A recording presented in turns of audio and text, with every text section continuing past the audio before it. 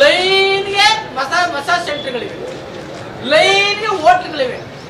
Teacher hotel ಬೇಕಾ, chicken hotel ಬೇಕಾ, mutton hotel ಬೇಕಾ, ಎಲ್ಲ ಸೌಲಭ್ಯಗಳನ್ನ ಅಲ್ಲಿ ನೋಡ್ಬೇಕು. ಯಾಕೆ ನೀವು ರಸ್ತೆ ಇಲ್ಲ? ನಮ್ಮ ಪಕ್ಕದ ಜಿಲ್ಲೆ ಮಡಿಕೇರಿಲಿ ಎಲ್ಲ ಎಸ್ಟೇಟಲ್ಲೂ ಒಂದು ಹೋಮ್ ಸ್ಟೇಗಳು ಮಾಡ್ತಿದ್ದಾರೆ. ಮನೆ ಮನೆಗೂ ಹೋಮ್ ಸ್ಟೇಗಳು. ನಮ್ಮ ಸ್ನೇಹಿತ ಹೇಳ್ತಾರೆ 3600 ಹೋಮ್ ಸ್ಟೇಗಳು ಇಡೀ ಮಡಿಕೇರಿ ಜಿಲ್ಲೆ, ಕಾರವಾರ ಅಂತ ಜಿಲ್ಲೆ. ಅಲ್ಲಿ ಯಾಕೆ ಕಟ್ಕೊಳಿಸ್ತಾ ಇಲ್ಲ? ನಿಜ 13% ಕಾಲೇಜಿನ ಒತ್ತುವರಿ ಮಾಡ್ಕೊಂಡಿರೋದು ಕಸ್ತೂರಿ ರಂಗ ವರದಿಯಲ್ಲಿ ವರದಿಯಾಗಿದೆ. ಇಡೀ ಎಂಟೈರ್ ಕೊಡಗೊಟ್ಟಾಯ್ತದೆ. ಆ ತರ ವರದಿ ಕಸ್ತೂರಿ ರಂಗದ ವರದಿ ಇತ್ತಂದ್ರೆ ಎಂಟೈರ್ ಕೊಡಗು ಸಂಪೂರ್ಣ ನಾಶ. ಯಾಕೆ ಮಾಡಕ್ಕಾಗಿಲ್ಲ ನಿಮ್ಗೆ? ಯಾಕೆ ಒಂದು ಪ್ರಕಾಶ ಹೋರಾಟ ಮಾಡ್ತಿಲ್ಲ? ಯಾಕೆ ರೈತ ಮುಖಂಡರು ಹೋರಾಟ ಮಾಡ್ತಾ ಇಲ್ಲ? ಬರೀ ನೀವು ಕಣ್ಣು ಕಾಣದ ಎಕರೆ ತಾಲೂಕು ಕಮ್ಮಿನೇ ನೀರು. ಇನ್ಯಾವ ಡ್ಯಾಮು ಇಲ್ಲ ಸ್ವಾಮಿ, ಇನ್ಯಾವ ಡ್ಯಾಮು ಕಾಣ್ತಿಲ್ವಾ? ಕೆಆರ್ಎಸ್ ಭಾಗ ನೋಡಿ, ಮೈಸೂರು ಕೆಆರ್ಎಸ್ ಭಾಗ ಇನ್ನಿರಲಿರಂತ ರಾಸಾಯನಿಕಗಳನ್ನ ಯಾಕೆ ಹೇಳ್ತೀರ ನೀವು? ನಾವೇನ್ ಬರ್ಪದ ದಲಿತರ ಮಕ್ಕಳು, ಅಲ್ಪಸಂಖ್ಯಾತರ ಮಕ್ಕಳು, ರೈತರ ಮಕ್ಕಳು ಬರ್ಬರ್ಬೇಕ್ರಿ. ಬರೀ ನಿಮ್ ಸಿಟಿ ಮೈಸೂರು ಹೋಗಿದ್ದು ಸಾಕ? ರಾಸಾಯನಿಕಗಳು, ಪಪ್ಪಗಳು, ಎಂಜಾಯ್ ಮಾಡೋ ಅಂತ ಕೋಟ್ಗಳು ಇವೆಲ್ಲ ಅಲ್ಲಿಂದ ಸಾಕ. ನಮ್ಮ ಮಕ್ಕಳು ಚೆನ್ನಾಗಿರೋದು ಬೇಡವಾ? ನಮಗೂ ರೈತರ ಬಗ್ಗೆ ಅಭಿಮಾನ ಇದೆ, ರೈತ ಸಂಘದ ಬಗ್ಗೆ ಅಭಿಮಾನ ಇದೆ, ಎಲ್ಲರ ಬಗ್ಗೆ ಅಭಿಮಾನ ಇದೆ. ನಮ್ಗೆ ಪ್ರಾಣಿಗಳ ಬಗ್ಗೆ ಅಭಿಮಾನ ಇದೆ. ಆದ್ರೂ ಯಾಕೆ ವಿರೋಧ ಮಾಡ್ತಾ ಇದ್ರಿ ನೀವು ಸಫಾರಿನ? ವಾಸ್ತವಂತ ಗೊತ್ತಿದ್ದಾನೆ. ಎಲ್ಲೋ ಪ್ರೆಸ್ಮೆಂಟ್ ಮಾಡಿದವ್ರು ಯಾರೋ ರವಿಕುಮಾರ್ ಅಂತ ಒಬ್ಬ ಅಡ್ವೊಕೇಟ್, ಅವ್ನು ಗೊತ್ತಿಲ್ಲ ಬಂದೇ ಇಲ್ಲ. ಇಲ್ಲಿ ಯಾರೋ ಯಾವನೋ ಒಬ್ಬ ವರದಿ ತರ್ಕೊಡ್ತಾರೆ. ಹೇಳ್ತಾರೆ ಸ್ನೇಹಿತರ ಫೋಟೋಗಳನ್ನ 3 ವರ್ಷದಿಂದ ನಮ್ಮ ಕವಿ ನೀರು ಫುಲ್ ಹೊಂಟಾಗಿತ್ತು. ಫುಲ್ ಹೊಂಟಾಗಿ ಆನೆಯಲ್ಲೂ ಸುತ್ತಾಗಿದ್ದ ಗೊತ್ತಾ? ಬರೀ ನೀರಿಂದಾನೆ ಆ ಫೋಟೋಗಳನ್ನ ಪ್ರೆಸೆಂಟ್ ಮಾಡ್ತಿದ್ರಿ ಅಂದ್ರೆ ನಿಮ್ಗೆ ಮಾನವರಿದಿ ಇದೆಯಾ? ನಾವೇನ್ ತಟ್ರ? ಆ ಫೋಟೋಗಳನ್ನ ಪ್ರೆಸೆಂಟ್ ಮಾಡ್ತಿದ್ರಿ ಅಂದ್ರೆ ನಾವು 4 ಫೋಟೋ ಈ ಟಿವಿ ಬರ್ತಾವೆ ಅಂದ್ರೆ ಏನ್ರಿ ಅರ್ಥ? ರೇ ರವಿಕುಮಾರ್, ಕೋರ್ಟ್ ಅಲ್ಲಿ ನೀವು ಕರೆಕ್ಟ್ ಆಗಿ ಕೋರ್ಟ್ ನ ಬಡವರತ್ತು ನ್ಯಾಯ ಕೊಡಿಸಿ. ಬೇಕಾದಷ್ಟು ವಿಚಾರಗಳಿವೆ. ಮೊನ್ನೆ ನಮ್ಮ ತಾಲೂಕಿನಲ್ಲಿ ಎಪಿಎಂಸಿ ಇಲ್ಲ ಅಂತ ಸಂದರ್ಭ ಎಪಿಎಂಸಿ ಮಾಡ್ಸೋಣ. ಎಲ್ಲ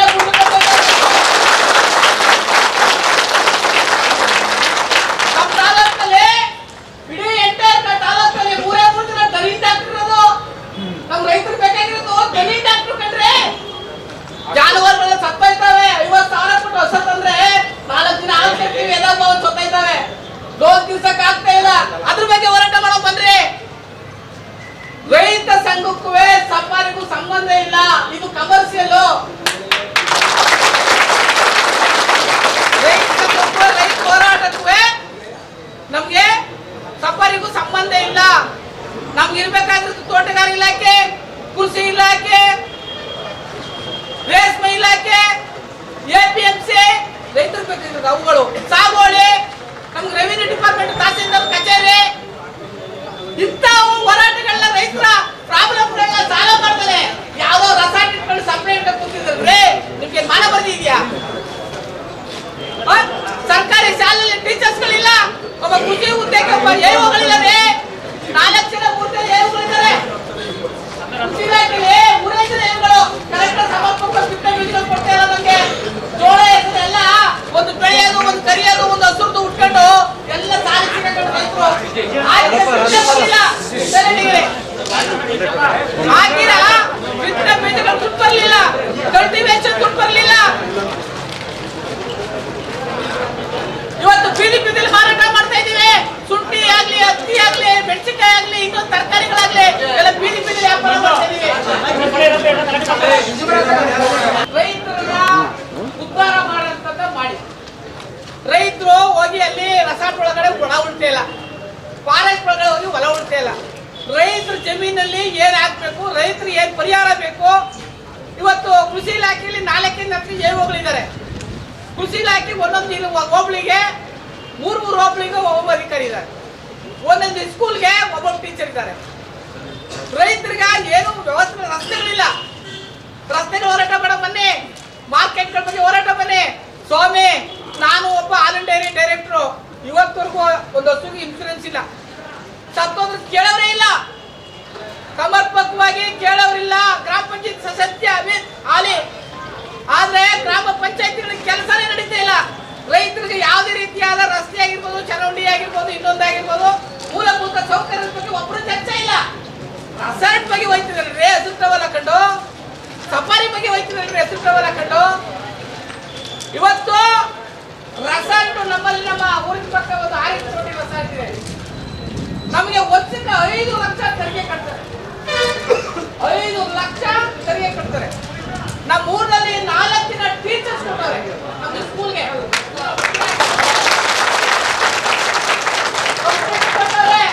ಸರ್ಕಾರಿ ಟೀಚರ್ ಒಬ್ಬರು ಇರೋದು 75 ಮಕ್ಕಳವೆ. ಆಯ್ತಾ? ನನ್ನ ಊರು ಒಂದ್ರಲ್ಲೇ 40 ಮಕ್ಕಳಿಗೆ ಡಿಗ್ರಿ ಮಾಡಿರೋರಿಗೆ ಅಥವಾ ಓದ್ತಿರೋರ್ಗೆ ಇವತ್ತು 35,000 ಸಂಬಳ ತಗೊಳ್ತಾ ಇದ್ದಾರೆ. ಅವ್ರ ಮನ ಸುಗಿಸುವಾಗಾಗಿ ಇವತ್ತು ನಮ್ಮ ಭಾಗದಲ್ಲಿ ಬೇಲೂರು, ಬೀರಬಳ್ಳಿ, ಗಂಡತ್ತೂರು, ಕೆಂಚಳಿವರೆಗೆ ಕೆಲಸ ಕೊಟ್ಟಿದ್ದಾರೆ. ಸ್ವಾಮಿ ಸರ್ಕಾರ ಕೊಟ್ಟಿದ್ಯಾ? ಒಂದು ಪ್ರಕಾಶ್ ಅವ್ರೆ, ಹುಲಿ ಕಾಯಕ್ಕೆ ಫಾರೆಸ್ಟ್ ಇಲಾಖೆ ಇದೆ, ಒಂದು ಸರ್ಕಾರ ಇದೆ, ಅದೇ ಆದಂತ ಕಾನೂನು ಬದ್ಧಗಳಿದೆ. ನಮ್ಗೆ ಯಾರಿದ್ದಾರೆ ಸ್ವಾಮಿ? ನಮ್ಗೆ ಯಾರಿದ್ದಾರೆ? ಒಂದು ಸೆಕ್ಯೂರಿಟಿ ಇಲ್ಲ. ಒಂದು ಸ್ಟೇಷನ್ಗೆ ಕಂಪ್ಲೇಂಟ್ ಕೊಟ್ರೆ ನಾವು ಬಂದು ನಮ್ಮ ಆರೋಗ್ಯನ ನಮ್ಗೆ ವಿಚಾರಿಸಲು 6 ದಿನ ಮೇಲೆ, ಒಂದು ವಾರದ ಮೇಲೆ ಎಲ್ಲ ಜಾತ್ರೆಗೆ ಹಾಕೊಂಡಿದ್ರಿ ಪೊಲೀಸ್ನವ್ರನ್ನೆಲ್ಲ. ನಮ್ಗೆ ಕೇಳೋದೇ ದಿಕ್ಕಿಲ್ಲ. ಹುಲಿಗ ಅಂತಂದ್ರೆ ಒಂದು ಕಾನೂನು ಇದೆ, ಬದ್ಧತೆ ಇದೆ. ಸರ್ಕಾರ ಕೋಟ್ಯಾಂತರ ರೂಪಾಯಿ ಖರ್ಚು ಮಾಡ್ತಾ ಇದೆ ಒಂದು ಪ್ರಾಣಿನ ಸಾಕಕ್ಕೆ. ನಮ್ಮನ್ನ ಸಾಕೋರು ಯಾರು? ಈ ಮಾತಾಡೋ ಪ್ರಾಣಿ ಸಾಕೋರು ಯಾರು? ರೇ ಸ್ವಾಮಿ, ಒಬ್ಬ ರೈತರ ಮಗ, ಒಬ್ಬ ಇಂಜಿನಿಯರ್ ಒಂದು ಏನಾದ್ರೂ ಒಂದು ಯೋಜನೆ ಕಂಡಿಡ್ತಾನೆ, ಒಂದು ಪ್ಲಾನ್ ಕಂಡಿಡ್ತಾನೆ, ಒಂದು JCB ಕಂಡಿಡ್ತಾನೆ. ರೈತರ ಮಗ ಅವ್ರಿಗೆ ಸೆಕ್ಯೂರಿಟಿ ಇಲ್ಲ. ಹಂಗಂದ್ಬಿಟ್ಟು ಕಾಡು ಪ್ರಾಣಿಗಳಿಗೆ ವ್ಯವಸ್ಥೆ ಇಲ್ಲ. ಆದ್ರೆ ನಮಗೂ ಸೆಕ್ಯೂರಿಟಿ ಕೊಡಿ, ನಾವು ಉದ್ಧಾರ ಮಾಡಿ. ರೈತರ ಮಕ್ಕಳು ಬೀದಿಗೆ ಬರ್ತಾ ಇದ್ದಾರೆ, ನಿರುದ್ಯೋಗಿದ್ದಾರೆ, ಬೀದಿಗೆ ಹೋಗಿದ್ದಾರೆ. ಇವತ್ತು ಸಿಟಿಲಿ ಎಲ್ಲಾ ರೀತಿ ಸೌಲಭ್ಯ ಇದೆ. ಓಡಾಡಕ್ಕೆ ಜಾಗ ರೋಡ್ ಚೆನ್ನಾಗಿದೆ, ನಿಮ್ಗೆ ವಾಕ್ ಮಾಡಕ್ಕೆ ಸ್ಪೋರ್ಟ್ ಮಾಡ್ಕೊಂಡಿದ್ದೀರಿ, ಪ್ರತಿ ಒಂದು ಅನುಕೂಲಗಳನ್ನ ಮಾಡ್ಕೊಂಡಿದ್ದೀರಿ. ನಮ್ಮ ರೈತರ ಮಕ್ಕಳು ಏನ್ ಮಾಡಿದಿರಿ ಹೇಳಿ? ಶ್ರೀ ಹೊನ್ನೂರು ಪ್ರಕಾಶ್, ನೀವು ದಯವಿಟ್ಟು ಹಿರಿಯರು, ನೀವು ಆಗ್ಲಿಂದ ನಾನು ಹೋರಾಟ ನೋಡಿದ್ದೀನಿ. ನಾನು ಕುರುಬು ಶಾಸ್ತ್ರ ಹೋರಾಟ ಮಾಡ್ಕೊಂಡು ಬಂದಿದ್ದೀನಿ. 15-25 ವರ್ಷದಿಂದ ನಾನು ಹೋರಾಟ ಮಾಡಿದ್ದೀನಿ. ರವಿಕುಮಾರ್, ನೀವು ಬಡವರ ಬಗ್ಗೆ ಹೋರಾಟ ಮಾಡಿ, ಬಂದು ಎಕ್ಕಡೆ ಕೊಟ್ಟನ ಹಾಳು ಮಾಡಬೇಡಿ. ಇವತ್ತು ನಮ್ಮ ಭೂಮಿಗಳಿಗೆಲ್ಲ ಸ್ವಲ್ಪ ಬೆಲೆ ಏರಿಕೆ ಆಗಿದೆ. ಸ್ವಲ್ಪ ಎಲ್ಲ ಜನ ಕೈಲಾಗದವರು ಹೊಲ ಮಾರಿ ಗಂಗೆ ಅವ್ರ ಮಕ್ಕಳು ಜೀವನ ರೂಪಿಸ್ಕೊತಾ ಇದ್ದಾರೆ. ಇವತ್ತು ಲೇಬರ್ ಪ್ರಾಬ್ಲಮ್ ಇದೆ, ಕ್ರಿಮಿ ಕೀಟ ನಾಶ ಮಾಡ್ತಾ ಇದ್ದೇವೆ, ಪ್ರಾಣಿಗಳು ನಾಶ ಮಾಡ್ತಾ ಇದ್ದೇವೆ. ಎಲ್ಲ ಜಮೀನಿತ್ತು ಇವತ್ತು ಬರ್ಕೈ ನಿಂತಿದ್ದೇವೆ ನಾವು ರೈತರು. ಸಾಲದಲ್ಲಿ ಸಿಗಾಕೊಂಡಿದ್ದೇವೆ. ಎಲ್ಲ EMI ತಕೊಂಡು ಮನೆ ಕಟ್ಕೊಂಡಾರ ಕಂಡ್ರೆ ರೆಸಾರ್ಟ್ನಿಂದ ಹುಡುಗರುಗಳು 5 ಲಕ್ಷ ರೂಪಾಯಿ ಸಾಲ ತಕೊಂಡ್ರೆ ಮಣಪುರಮಲ್ಲಿ ಉಜ್ಜೀವನಲ್ಲಿ ಮೈಕ್ರೋ ಫೈನಾನ್ಸ್ ಅಂತ ತಕೊಂಡಿದ್ದಾರೆ. ನೀವು ನಿಲ್ತೀರಾ? ನೀವು ಆ ಜವಾಬ್ದಾರಿ ತಕ್ಕತ್ತೀರಾ? ಬಂದ್ಬಿಡಿ ಕಾಡಂತಿನಲ್ಲಿ ನಿಮ್ಗೆ ಜಾಗ ಕೊಟ್ಬಿಡ್ತೀವಿ, ನಾವು ಹೊಂಟೈತೀವಿ. ಆ ಕಡೆ ನೀವಿದೆ ತಂದಗಂಟ ಪ್ರಾಣಿ ಪ್ರಿಯ ನೋಡ್ಕೊಂಡಿದ್ದೀವಿ, ನೀವು ನಾವು ಹೊಂಟೋಗ್ತೀವಿ. ಅರ್ಥ ಇದೆ ನಿಮ್ಗೆ? ನಮ್ಮೆಲ್ಲ ಕರೀರಿ. ಅದ್ಯಾವ ರೆಸಾರ್ಟ್ ಅಕ್ರಮ ಇದೆ ಹೊಡೆದಾಕ್ರಿ, ನಿಮ್ ಜೊತೆ ನಾವು ಮುಲಾಜಿಂದ ಬರ್ತೀವಿ. ಯಾಕೆ ಸಫಾರಿ ಕೆಲಸ ಮಾಡ್ತೀರಾ? ಅಕ್ರಮ ರೆಸಾರ್ಟ್ ಹೋಗ್ತಿರಲ್ಲ, ನೀವು ಬನ್ನಿ, ನಿಮ್ ಜೊತೆ ನಾನು ಬರ್ತೀನಿ. ವೇದಿಕೆ ಮೇಲೆ ಕೂತ್ಕೊಳ್ಳೋಣ, ಚರ್ಚೆ ಮಾಡೋಣ. ತಾಲೂಕು ಆಫೀಸ್ ಇದೆ, ಕೂತ್ಕೊಳ್ಳೋಣ. ಅದ್ ಯಾವ್ದು ಅಕ್ರಮ ಇದೆ ನಾನ್ ನಿಂತ ಮುಂದೆ ಬನ್ನಿ. ಒಡಿಶಾಕ DC ಮುಖಾಂತರ ಒಂದ್ಸರಿ ಮಡಿವನ DC ಇದ್ದಾಗ ರೆಸಾರ್ಟ್ ನ ಹೊಡಿಸ್ತಿಲ್ವಾ? ಅವಾಗ ನೀವಿದ್ರ ಹೊನ್ನೂರು ಪ್ರಕಾಶ್ ಅವರೇ, ರೈತ ಮುಖಂಡಗಳಿದ್ರ, ರವಿಕುಮಾರ್ ಅಡ್ವೊಕೇಟ್ ಇದ್ರ, ಎಲ್ಲಾಗಿದೆಯಪ್ಪ ಅಡ್ವೊಕೇಟ್? ಅವ್ನು ಯಾವ ಇನ್ನೊಬ್ಬ ಪರಮೇಶ್ ಅಂತ, ಪರಮೇಶ್ನ ಯಾವ ಮಾತಾಡ್ತಾನೆ. ಏನೇ ಅವ್ನು ರಾಷ್ಟ್ರೀಯ ನಾಯಕವ,